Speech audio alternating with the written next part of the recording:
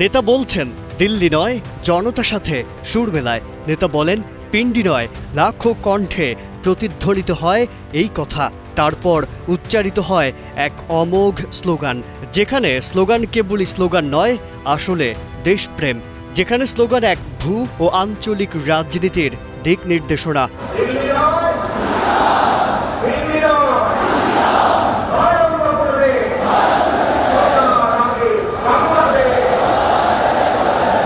চলতি বছরের গোড়ার দিকে ঢাকার নয়াপল্টনের সমাবেশে বিএনপির ভারপ্রাপ্ত চেয়ারম্যান তারেক রহমানের রাখা এই স্লোগান রাজনৈতিক অঙ্গনে সাড়া ফেলে। দলীয় নেতাকর্মীরাও পান নতুন মূল মন্ত্র।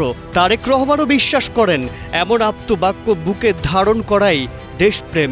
দেশ তো তারাই গড়তে পারে যাদের প্রথম স্লোগান হচ্ছে প্রথম বাংলাদেশ আমার শেষ বাংলাদেশ, এবং যাদের স্লোগান হচ্ছে সবার আগে বাংলাদেশ। সবার আগে বাংলাদেশ লাল সবুজের স্বার্থে কোনো আপোষ নয়, কারো সঙ্গে নয়, নত জানু নীতি, এমনটাই বিশ্বাস করেন বিএনপির ভারপ্রাপ্ত চেয়ারম্যান তারেক রহমান। তাই এলো ইনোভার, যেন আপনি লাইফে থাকেন রেডি প্রতিদিন। Innova, designed for now. প্রথম বাংলাদেশ আমার শেষ বাংলাদেশ, এবং সবার আগে বাংলাদেশ, নো কম্প্রোমাইজ। সবার আগে বাংলাদেশ, তিনটে মাত্র শব্দই যেন বিপ্লবের দেশালাই হয়ে উদ্দীপ্ত করে তরুণ প্রজন্মকে। তারেক রহমানও বিশ্বাস করেন ছোট্ট এই স্লোগানই রয়েছে দেশ গড়ার দিক নির্দেশনা।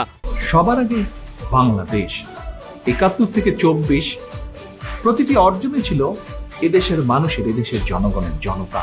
সবার আগে বাংলাদেশ, অতএব তিনি ফিরছেন, তবে একদিন বা দুদিন কিংবা ১ বছর ২ বছর নয়, তিনি ফিরছেন প্রায় ১৮ বছর পর। এই উপলক্ষে সারা দেশের সব সড়ক ও পথও যেন এখন ঢাকামুখী, কারণ তাদের প্রিয় নেতা ফিরছেন নিজ দেশে, ফিরছেন আপন বাংলাদেশে।